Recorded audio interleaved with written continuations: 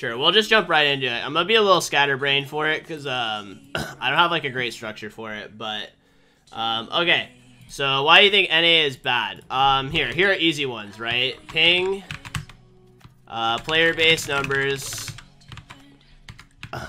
infrastructure, which we'll get into, and I want to structure this like really well. So I mean, the easy ones to talk about are these ones, which are player base. We'll go into infrastructure afterwards, but this is like a really simple touch-on thing, which is that pro players play on 70 ping, which means that you can't practice most of the mechanics of really high-intensive purpose champions.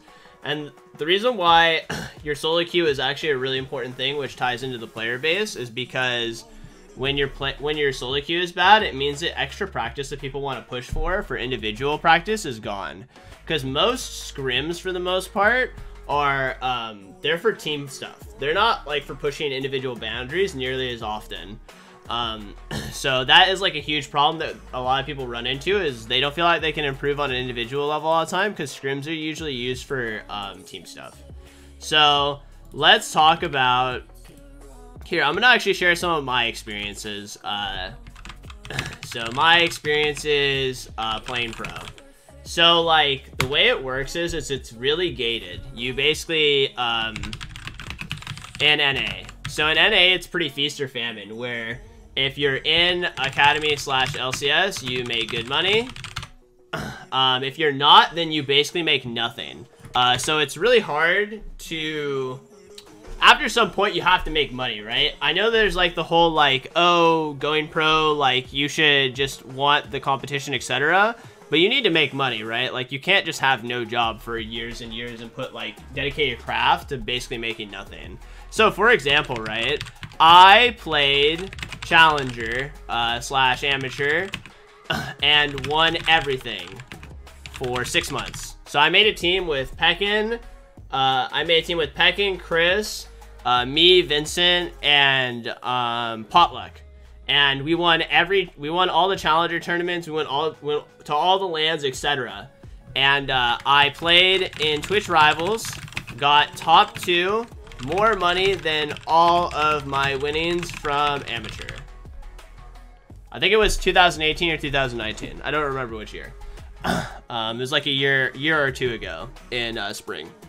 So I did this, right? So I played in amateur and won everything for 6 months, and I played in Twitch Rivals, got top 2, and I made more money. So just there, right? Just there, in terms of competition, you basically make no income. So you really are, when you play Challenger, right? Your goal is to make LCS Academy, right? So the problem is that when we made this team, we scrimmed academies. And we owned them. So we used to scrim academy teams, and we were way better than most of the academy teams. So the problem that happens is that I think some people think that the academy players are just the best players, but they're not. Like it's really not like a real, like that's not a real thing. So the thing is even though we made a team and we scrimmed academies and we beat them. What's scrimming? Scrimming is practice. Scrimming is like organized practice. So we would practice against academy teams, and we were a lot better than academy teams, but none of the players on this team could get offers. And that kind of ties into the fact that it's like a gated community, or like locked out.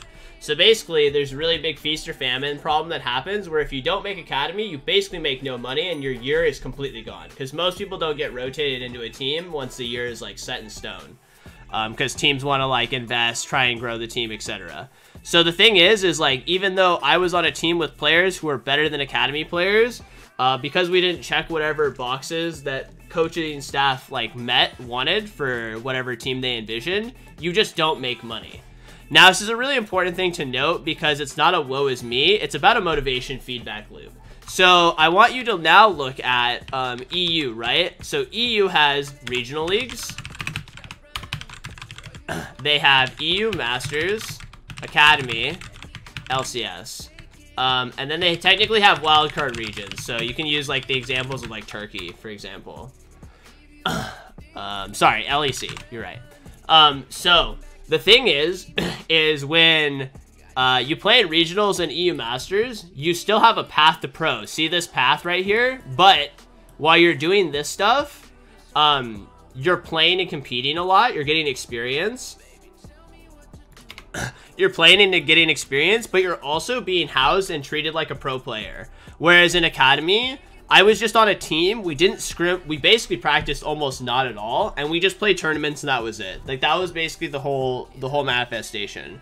Most teams don't get any salary, and if you do, it's never a livable wage anyway, and you basically make no money. Whereas this, like, it actually makes some money, and it gives you a path. So the thing is what I want to talk about is the motivation feedback, right? This is a really important thing to note. So when you have a scenario like this, so I was better than Academy teams, right? We were better than Academy teams, but you make no money unless you're Academy, and if you don't get an offer, you can't play. So objectively, I played on a team that was better than Academy teams. It was objectively better. I won all the tournaments, but I still made no money. So at that point in time, and you're not on a team, right?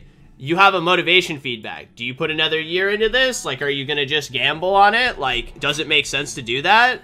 Are you friends with the right people? Do you check whatever marked boxes for criteria an Academy team has? If you don't have things like that, then you basically can't play. And the thing is when you can't play over a long period of time, you just give up. So, like, or you look at other options, right? But the problem is that, so collegiate, for example, is like an option I tell people to take a lot. You usually don't get better as a player playing in collegiate. I know that's a really weird thing to say, but usually because your academics take up so much time, you usually don't spend that much time actually getting much better when you play collegiate league. It's not a full dedicated thing like playing in regional leagues. So we'll go over this in a second, but the important thing that I want you to acknowledge, though, is there's a clear path to pro, right? For people who aspire in Europe. So because of that, people try harder. You know, people care more about it because these paths aren't like nearly as seen for EU people as the just path to pro, because there's a very linear progression for it. Because of this, players try harder and they care about getting better and they care about like all of that, which is a feedback loop, right? Because then it makes your solo queue better. It makes your infrastructure, like your top-down infrastructure, better, and because of that, they just produce better players. This is the same way with like China and Korea for a lesser extent too. So the thing is about the feedback loop is well, okay, well then you watch a lot of players not get in who are clearly good enough to be in, and then you go, well, okay, well then, should I just do something else? And all these listings right by here, by the way, don't require anywhere near the sharpness of skill that others do. So like collegiate, you can literally get scholarships, no troll. Like if you're masters or above, you'll get full ride scholarships. You can just do that. So anyone who's even remotely at the bar, and I would say like challenger is the only bar for the most part, if you haven't played competitively, that you need to hit before you even think about it. Boosting is also an option, and that actually is reasonably lucrative. It's quite frequently done nowadays. Or you can do streaming, which I think is actually the lowest on the totem pole, and people overhype the streaming thing, but you can do that too. So what happens is when you have other options that are less intensive and less skill oriented, that are better paying options than going to amateur, then a lot of times that's more enticing. I'm sure we've lost a lot of people to a lot of pro players or potential pros to just streaming or boosting, or maybe they went to collegiate instead and stopped focusing on getting better and focused on their lives, etc. At the end of the day, like pro play, you have to be making linear progress, and the problem is you can just get stonewalled by, I hate to say it, but just like your social interactions with people. If people don't if you don't check whatever boxes here. I can tell you 100% for a fact that I was passed over not because of my skill, but because I was too old. I've been passed over for academy offers because of my age. Nothing to do with skill, nothing else, nothing that's relevant. Just my age. So like whatever the boxes are for whoever makes the decisions, usually some kind of coach, if you don't check those, then it doesn't matter. Like skill isn't a very good example of this. So you know actually a great example of this too is Five Fire. So 5 Fire, because I know a bunch of people will say Scouting Grounds is like the linear path to it. So 5 Fire, 5 Fire qualified for Scouting Grounds, and he was top 3 NA solo queue ladder, and made it in with his 5v5 team. So not only was he a solo queue prodigy, but he was also he also made it in competitive, right? So this is like a great example. So he played on EG Academy, but only because he was a sub for I think it's like GU or something. So if there weren't visa issues, he wouldn't have even played on Academy. So he checked all the boxes, right? Where he made solo queue ladder, he played on 5v5 team, he qualified for everything. He checked all the boxes, right? Still didn't get it. So like being friends with the right people has more of an impact on your path than like being good. It's not a meritocracy, I believe is what people use the term for. And so things like that give you bad feedback loops. When you see other people like that, it's hard to find motivation to encourage newer players to actually care. You know, it was actually a great question that my chat asked me earlier, which was General Sniper, right? Where people were like, is this guy going to go pro in 3 years? And I would tell you right now that that would be the worst thing for his life ever, is to go pro. Because by the time he hits 3 years, he'd be better off just playing and streaming. He'll make more money, it'll be more lucrative, he'll have more options when, you know, League is dead or something like that, whereas actually going pro would be a detriment to it. I think the whole, like, what if thing is actually a huge boon to some people's careers. Like, TF Blade is a great example of this, where if he played Academy for a year and he did poorly in it, his viewership and stream would just die. It doesn't actually make any sense for him to do it in the long term. It's actually not smart. So a lot of it is also securing your future, like your future for later on, because like you don't know how long like League and competitive is going to go on, or maybe you just do bad for whatever circumstances, which are a million different circumstances, by the way, on whether or not you can actually have a good trajectory in career. So like if you have just a bad trajectory on your first debut, you can easily just not play pro. It's super easy for you to do it. And all of this is like visual feedback that gives other people the idea that going pro is just dumb. I genuinely believe that going pro is not the correct thing to do in NA for the most part, because of how unstable it is, how short-sighted it is, and how easy it is for it just to fall apart. If you're in the boys club and you get accepted or whatever, you're friends with everybody, it's pretty easy sailing. You'll usually have a job for a long period of time. But if you're on the outside, it's really, really hard to push through, even if you're a good player. But what if he has the desire to go pro? I mean, what's smart and what you do are two different things. Like, just because you want to do something doesn't mean that it's the smart thing to do. Like, you could crush, like, your whole future doing stuff like that.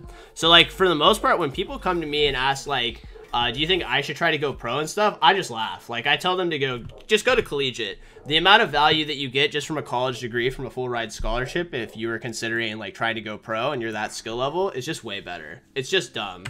A good example of this actually is Revenge. Revenge was like on his path to be a doctor and stuff like that, and he stopped and he played Academy, and he's like on like a last place Academy team now. And so many people for a long period of time thought like, oh, what if like Revenge played pro? Viper's a great example of this too.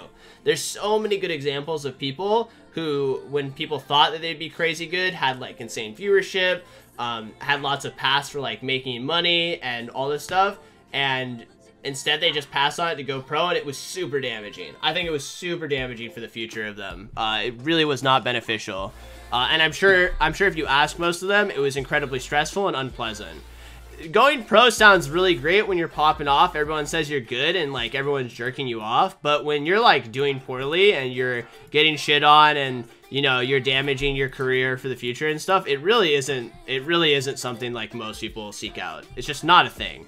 So like when people ask me stuff like, oh, why is it that like NA is bad? It's like, well, of course it's bad. Like, the path to pro is terrible, and you actively discourage a lot of good players for giving a shit about going pro. A lot of players just in general who play the game don't try anymore because there's no reason to give a shit. And that deters more and more people. Like, you have to have a percentage of players that get at a certain skill level, but they can't reach it because because the players under them are weaker too. It's like a top-down effect where like you have a really good, like if you have a really strong Diamond 1, Masters, Grandmasters, etc., then your peak is even higher, like your peak potential and like value that you can get. But if you have players who are just way lower in terms of skill level, then that's going to happen. And a lot of this is actually because of a feedback loop. It's tied to infrastructure for sure. Where, I mean, I'm sure everyone heard the LS tweet about how, like, Academy teams and LCS teams don't scrim each other sometimes. They're afraid to lose their jobs. I just think in general, because of the whole locked out system where, like, if you're not in LCS or Academy, you basically just can't do anything functional in terms of income, is really, really unhealthy for the game. And in general, a lot of times your role just gets imported over you anyway. Another problem, too, is that, so here, wage gouging. I don't think I spelled that right. So, like, for example, I know multiple players who got Academy offers, but declined them because Academy doesn't matter. So what happened is that some LCS teams will offer min salary, which is like, I think it's 2K a month at this point in time. Whereas opposed to like most people make 5 to 6 to 8K depending on like what team you're on or whatever. And they offered him min salary because they know that like the only thing he can do is take that, or it doesn't matter to them. So sometimes Academy teams, well, LCS teams, like aren't even intentionally using the slot well in terms of recruiting players, because they're literally just slamming people with shit pay because they don't care about the outcome of Academy. For a lot of teams, if you ask them what they feel about Academy, they'll tell you that it doesn't even make sense for them to invest in Academy. It's better for them to min salary and just degaff it. And then whatever money they save, they'd rather just spend that on a buyout of someone else developing a player. But the problem is that, like, there's only a couple of players that get developed every year or so. Like, for example, the whole, like, Licorice, Zazel, Deathly squad, Demonte, like, that was like a thing. That was like a thing that was developed by like a handful of players. Also, yeah, that actually ties into something else. There's a handful of people, myself included, who used to go around and scout people and introduce them to pro play. Used to introduce them to pro play, you know, give them their first like baby steps in playing competitively, comms, etc. And, you know, scout people for people. And those people aren't around anymore. None of us do that job anymore. We used to do it as like it just as a fun thing. Like we would make teams of players who then would go on to play pro. But that's not a thing anymore. And there's no scouting jobs available. So like there's not a monetary value in people giving a crap about any of that stuff. So I would say in general, most people who are in charge of decisions, so usually either GMs or coaches for Academy, usually just don't do a sufficient job of doing scouting. So let's talk about the next part, which is team building. So I want you to understand how this works. So when the season when we go into off season and all the contracts are out, right? You know, people can be talked to and stuff like that. What happens is usually a team will go recruit, I'll call him a pillar. So this is a player, costs a lot of money, has good name brand value. Now, when I say name brand value, what I mean by that is that he attracts other good players. So PoE is a really easy example of this. Bjergsen, if he ever went free, you know, free Jensen, double lift, etc. So these players are the players that all the orgs try to get at the start to attract other people. Because the thing is a lot of times players don't want to play with certain players, okay? And that's their prerogative, and that's fine. But the problem is that I'm gonna teach you something. I'm gonna teach you something most people don't talk about, which is skill. Which is I don't know if skill valuation. So when you ask a player who's good and who's bad, usually what happens is they'll tell you it based on whatever metrics they're good at and like. So let's say you have a laning player for mid lane, right? So he plays for CSD and 1v9 carries in 5v5s. And then you have another player who's a roamer player, right? impacts map, moves around, works with jungle, etc., right? So this player will tell you that when he plays against certain players, how they lane and how he feels in lane and how well they match up laning wise is how they'll tell you their 1 to 10 skill. Same with this player. So when I talk to roaming player and I go, roaming player, how good is laning player? There's like, this guy isn't very good. This guy isn't very good because you know, he just roams around the map, or, you know, he just sits in his lane, he just farms all the time, like, better teammates win, omega law. And, you know, same thing with this guy. Like, you ask laning player how he feels about roaming player, and he's like, oh, this guy isn't very good, like, he just, like, ignores lane, he roams around a lot, he plays really easy to play champions, etc. So the problem is that when players get to impact each other's, like, who's on the team, right? They don't know how to evaluate a player's skill. So when I build a team, right? Here's the question: why don't super teams most often work? It's because resources. When you watch a player play weak side, which is basically where the jungler doesn't come up, maybe he doesn't get draft resources, so he has to blind pick things that are bad matchups. Maybe he has to play like things for team compositions, etc. These are all forms of resources in a game. When you have a player like that, but he goes even or slightly loses, that player is really good. But a lot of people will see that as just an average player. And this is where building teams and the player valuation beat up on each other. Because what happens is these players think individual outperformance is the most important thing on all 5 players. They feel like they need a 10 in every category for every player. They don't think about building a team and how it works and how resources work, where like some players need to be played around and other players don't. And because of things like this, we build crappy teams. Teams are really poorly like put together. And comm skills is probably the one I whine about the most. Players who have good comm skills don't basically exist because anyone who had good comm skills doesn't play on a team anymore because they're considered bad. Because the valuation on something like comm skills and communication and how they keep a team cohesive isn't valuable to most people anymore. So, like, when it comes to building teams, usually most teams are not cohesive. They're a disaster. It's actually very rare for me to see teams that are actually really well built. A good example of a team that's actually really well built, by the way, is actually FlyQuest. FlyQuest is actually a really well-built team, where you have solo on weak side. Forget, like, worlds things, right? I'm just saying from a fundamental one. Like, you have a person who plays weak side, you have a jungler who does a lot of, like, moving around the map, and, like, the support does a lot of the roaming and ganking in the early stages while Santorin chills. And does a lot of pathing Nirvana stuff. C9's an example of this, too.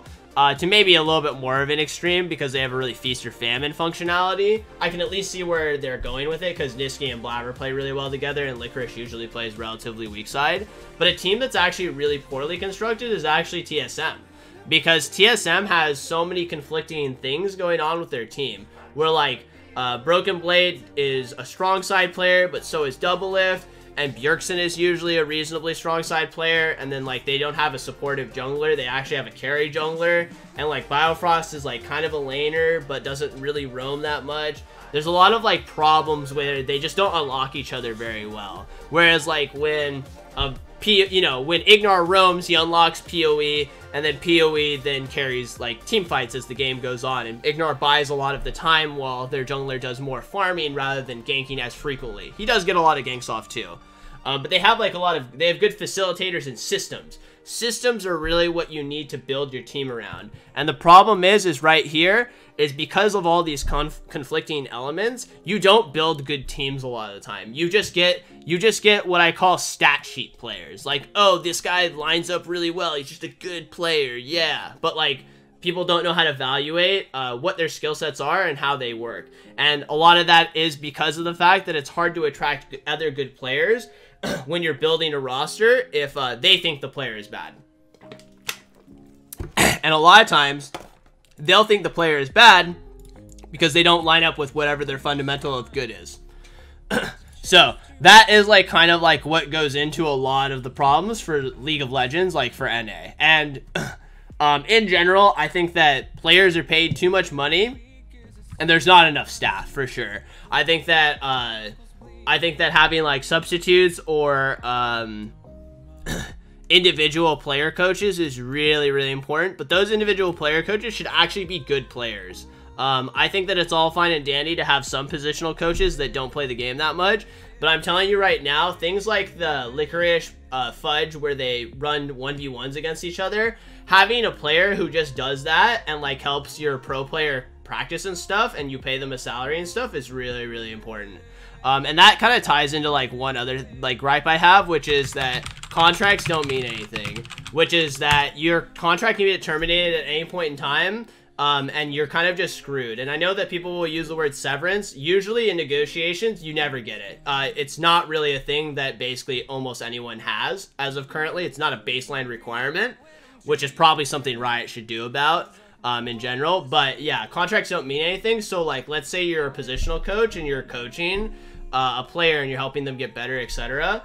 And you're on a 3-year contract, you can be fired within 6 months, like a week. It doesn't really matter. And the reason why is not relevant, which means that there's not a lot of investment in caring about things, which ties into the whole, I'm sure most people heard about the Meteos debacle, where Meteos said that he didn't want to help his academy player get better because then he just takes his job, right? This is where contract length can actually solve a lot of problems. If there's a long-term commitment between both parties for growing people, then it actually can help a ton in terms of helping the mentality behind that. So that's like another problem that I have just in general, and I think that Riot could do a lot of good just doing like solving contracts. I think that it's ridiculous that you can be signed for 3 years and be kicked in 6 months or a year. I just think that that's like heinous. So, and not for like good reasons, just like performance, want someone else, etc. Like, it just doesn't feel right. I feel like at that point in time, then there should just be a 1-year contract and that should be the end of it. Yeah, it's an every player for himself thing, which kind of ties back to like the whole like the boys club, you know, getting only your friends on it, etc. So a lot of these things tie into like why NA is super bad. And I don't really think that it'll ever get fixed, to be honest. I think that there's a lot of incentive for only caring about yourself, stabbing people in the back, playing player politics, etc. And, you know, you're only as good as your length on a team. So those are all, like, the problems that I would conclude. You guys have any other questions or anything like that? Yeah, it is. It's talking about training up your replacement. That is what your academy player is. Your academy is your replacement. And I think that things like contract length would actually go a long ways to actively encouraging people to invest in people. Because I think right now there's not a reason to. Because then if you just like help them get better and they take your spot, well, okay, well, you're just out of a job. And then your contract is ended because contracts don't mean anything, right? How does the team building affect NA more so than other regions? Player base. There's just not a lot of players to move around in terms of moving pieces, so because of it, it impacts it more. Whereas, like, for example, right? Like, I listed pillar players, right? There's really not a lot of them. A lot of people fight over them. I remember in a lot of the off seasons where, like, oh, for example, you know Svenskeren? Literally, like, 6 LCS teams were just waiting to see where Svenskeren went before they built any of their roster, because if they got Svenskeren, they could get different players than if they didn't. So that's, like, an example of this. Just more players impacts this a lot more. Just, like, more players that can be pillar players will impact that. But you'd have more good players like this if you had an active encouragement feedback loop that told people that if they got good and practiced a lot, that they'd have opportunities to play. But there isn't right now. Anyway, guys, hopefully you found this video helpful. Don't forget to like, subscribe, and comment in the section below. And hit that bell and whistle for notifications. That's why NA is bad. See you next time. Peace.